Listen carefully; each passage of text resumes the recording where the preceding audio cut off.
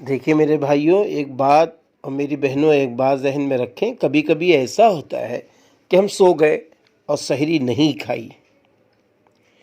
ہم سو گئے، سحری نہیں کھائی. تو اگر ہم نے سحری نہیں کھائی ہے، آنکھ نہیں کھلی، لیکن صبح کا روزہ ہم کو رکھنا ہے. روزہ چھوڑ دینا یہ بڑی کم ہمتی کی بات ہے اور یہ بہت بڑا گناہ ہے. اگر سحری نہیں کھاتے پھر بھی ہم کو روزہ رکھنا ہے، کیونکہ یہ ہمارے لیے مجبوری ہے کہ سحری نہیں کھا سکے. ہاں، سحری کھانا سنت ہے.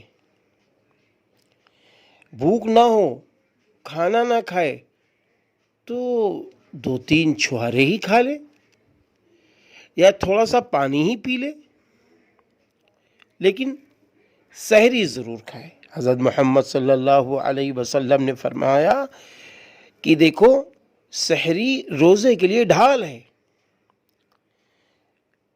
اسی طرح اگر کسی نے سحری نہ کھائی، اٹھ کر ایک آدھا پانی کھا لیا تو بھی سحری کھانے کا ثواب مل گیا.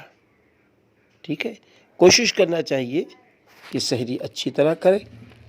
سحری میں جہاں تک ہو سکے دیر کر کے کھانا بہتر ہے، لیکن اتنی دیر نہ کرے کہ صبح ہونے لگے اور روزے میں شبہ پڑ جائے. اتنی بھی دیر نہ کرے. اگر سحری بڑی جلدی کھا لی مگر اس کے بعد پان چائے پیتے رہے یا پیتی رہیں، تھوڑی دیر رہ گئی تب کلی کر ڈالی، تب بھی دیر کر کے کھانے کا ثواب مل گیا. اور جو دیر کے کھانے کا حکم ہے وہ یہ ہے کہ سحری کا وقت برقرار رہے، سحری کا وقت نہ نکل جائے اور سحری کے وقت میں شبہ نہ ہونے لگے. اس کا بھی ہمیں خیال رکھنا چاہیے.